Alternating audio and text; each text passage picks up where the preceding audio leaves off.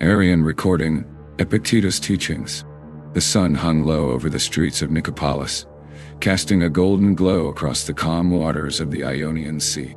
In a modest courtyard shaded by olive trees, Arrian, a young student and future historian, sat cross-legged with scrolls and ink, his eyes fixed on the man before him. Epictetus, once a slave, now a philosopher whose wisdom drew disciples from across the Roman world. Epictetus spoke with quiet authority, gesturing with his hands to emphasize points of reason and virtue. Every word was deliberate, every lesson a reflection of a lifetime spent mastering the self. He spoke of freedom, not in the sense of wealth or power, but of the mind. Freedom from fear, from desire, from the judgment of others. Arrian listened intently, scribbling furiously, understanding that these teachings were rare and precious, the product of a soul refined by hardship. "Remember, Arrian," Epictetus said, his voice calm yet penetrating. "It is not events themselves that disturb men, but their opinions about them. A man may be enslaved in body, yet free in mind. He may be rich, yet a prisoner of desire. The soul's liberty is the true measure of life." Arrian paused in his writing, looking up at the teacher.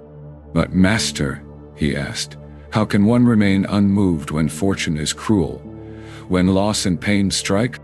Epictetus smiled, a faint curve of patience. "By discerning what is within your control and what is not.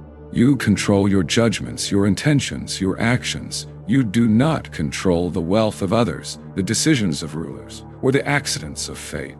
Accept what is outside your power and devote your energy to what is yours alone." The courtyard was quiet except for the soft rustle of leaves and the distant call of gulls. Arrian continued to record the lessons, noting not only the words but the manner of their delivery, the calm composure, the emphasis on reflection, the unwavering focus on virtue. Epictetus' teachings were practical, rooted in daily life, yet elevated by the depth of insight that only experience can bring. As the days passed, Arrian followed Epictetus from the courtyard to the public halls where students gathered. He recorded debates on anger, desire, fear, and justice. He noted the questions posed by eager pupils and the patient, reasoned responses of the philosopher. Epictetus emphasized self-discipline above all, reminding his listeners that wealth, status, and reputation are fleeting, but character is lasting. One afternoon, a student asked about adversity.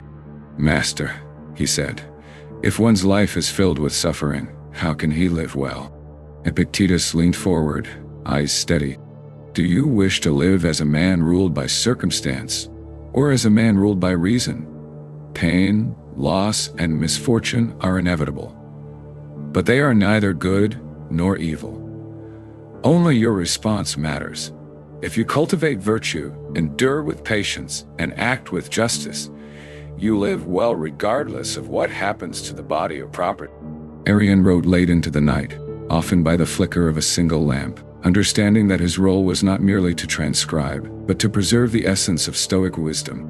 He realized that future generations would read these words, that Epictetus' lessons would survive beyond the confines of Nicopolis, reaching distant lands and distant hearts.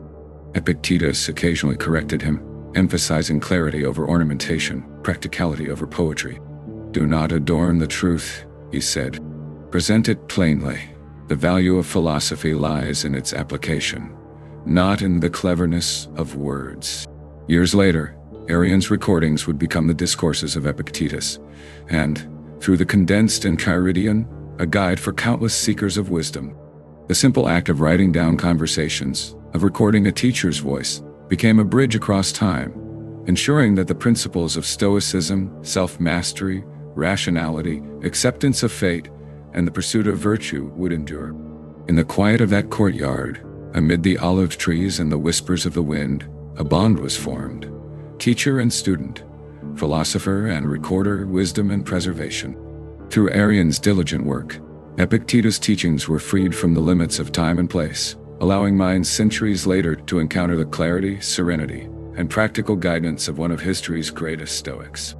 And so, the legacy of Stoic thought continued not just in spoken lectures, not just in lived example, but in the careful, faithful hand of a student determined to capture truth, ensuring that Epictetus' voice would echo through the ages, teaching that freedom resides in the mind. Virtue is the highest good, and reason can illuminate even the darkest of circumstances.